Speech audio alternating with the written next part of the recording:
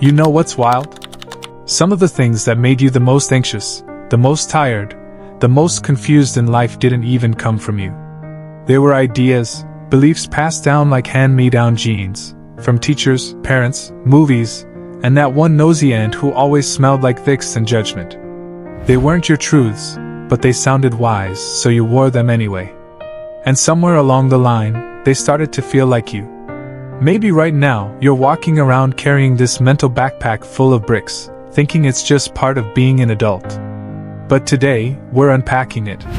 We're naming the lies, not to blame anyone, not to rant, but to free you. So you can start living from truth, not fear disguised as wisdom.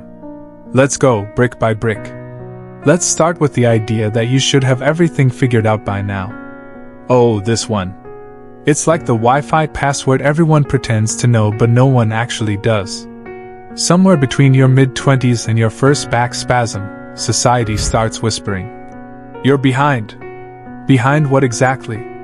There's no finish line, no invisible scoreboard in the sky.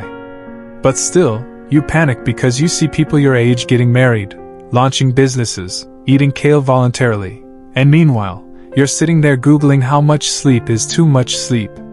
Listen, there is no timeline. You're not late, you're not early, you're not expired produce. You're a human, not an Amazon Prime package. Your journey is not a group project, it's yours. Own the mess. Own the pauses. Some people peak at 16. You're still preheating. And that's okay. Then there's the lie that says, don't make a scene. Raise your hand if this one has been living rent-free in your soul since childhood. You cry in public? Sure, don't make a scene. You speak your truth? Whoa, calm down. But let me tell you something. You were born to make a scene. You were born to raise your hand when something felt wrong, to cry when it hurt, to laugh too loud, to walk into a room and be noticed, not blend into the wall like emotional wallpaper. Making a scene isn't the problem. The world is just uncomfortable with people who no longer perform politeness while drowning inside. Be the scene. Be the whole theater if you have to. Here comes a spicy one. Strong people don't cry. You ever hear that and just want to chuck a shoe at the nearest motivational poster? Let's get this straight. Strength isn't pretending. It's not the stiff upper lip.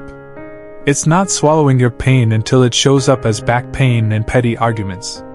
Real strength is feeling deeply and not being afraid to show it. Crying isn't a glitch, it's a feature. It's your nervous system saying, hey buddy, we're full. Time to unload. You cry because your body trusts you enough to let go. And if anyone ever told you that crying makes you weak, they were probably so emotionally constipated they make statues look expressive. Cry. Sob. Ugly cry. Do it in the shower, in traffic, in aisle 7 of Target. You're not a robot. Let the water fall. Here's another classic. You have to earn rest. Okay, deep breath. This one's been ruining lives for decades. If you only rest when you're exhausted, that's not self-care, that's recovery.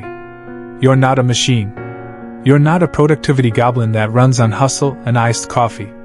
Rest is your birthright. Rest is holy. Rest is when your soul stops sprinting and remembers who it is. The lie says, once you finish everything, then you can rest. But there is no finish. There's always more laundry, more emails, more chaos. You don't rest because you've earned it. You rest because you're alive. You rest because you're worthy. Your value is not based on output. You are not Wi-Fi. You don't have to perform to be worth connection. Now let's talk about the sneaky one. Always be nice. Sounds sweet, right? Nope. This is how people-pleasing gets dressed up in a bow tie. Be nice. Sounds like empathy, but often it means, don't rock the boat. Say yes when you want to say no. Smile while your boundaries are being violated. But here's the thing. You can be kind and still say, hell no. You can be compassionate and still walk away. Being nice is about keeping the peace. Being real is about making peace with yourself. Don't be a doormat. Be a velvet rope. Not everyone gets access. You deserve a life where your soul doesn't have to wear a mask to be accepted. Now this one cuts deep. if you fail, it means you're not good enough. No, it doesn't. Failure isn't a verdict, it's a teacher. It's that annoying but wise mentor that shows up when you thought you were killing it and whispers, "You missed a spot. You're going to fail." Sometimes hard. Sometimes spectacularly. The kind of fail where even your dreams need therapy. But hear me, failure is feedback. That's it. It's not your identity. It's not a tattoo. It's not a sign that you're doomed. You're not defined by your worst moment. You're shaped by how you respond to it. So fail forward. Fail upward. Just don't stop. Don't make failure the villain, make it the plot twist. Let me tell you a story. There was a girl who grew up thinking emotions were dangerous. She learned early that tears got punished, anger got shut down. She became quiet, polite, successful. But inside she was empty, like a vending machine of smiles with nothing left inside. One day, her friend died unexpectedly, out of nowhere. And for the first time in years, she cracked open. She cried for days, for weeks. And somewhere in all that grief, something woke up. She realized her emotions weren't the enemy. They were the bridge, to healing, to connection, to life. That girl was my friend. And that breakdown became her breakthrough. Don't run from your feelings. They're not weakness. They're the doorway to your power. And finally, the big one, the one that wraps around your brain like fog on a windshield. If it hasn't happened by now, it never will. I hate this one because it steals hope. And hope is the fuel that gets you out of bed when everything else says, "Stay down." Let me be crystal clear. Time doesn't kill dreams. Quitting does. You're not too late. You're not too old. You're not too far gone. Some of the most beautiful stories start at the exact moment you were about to give up. Some of the most legendary comebacks began in a whisper. What if I tried one more time? That whisper? That's your soul, still alive, still hopeful, still fighting. Listen to it. Let me hit you with some real truths to replace all those fake ones. You don't need to be perfect to be loved. You don't need to be productive to deserve rest. You don't need to have it all figured out to take the next step. You are not your past. You are not your pain. You are not the worst thing that ever happened to you.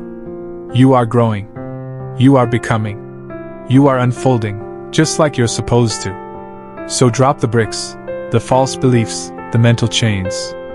You don't have to carry them anymore. Your mind doesn't need more pressure. It needs permission. Permission to heal. Permission to say no. Permission to laugh at the absurdity of it all. Permission to begin again. And if you're reading this thinking, "Dang, I wish someone had told me this 10 years ago," then let this be the moment that counts. This is your line in the sand. Today, you begin shedding the lies. Today, you step into the truth. And not just any truth, your truth. The world doesn't need more nice. It needs more real. It doesn't need more perfect. It needs more honest. And it doesn't need more people who've got it all figured out.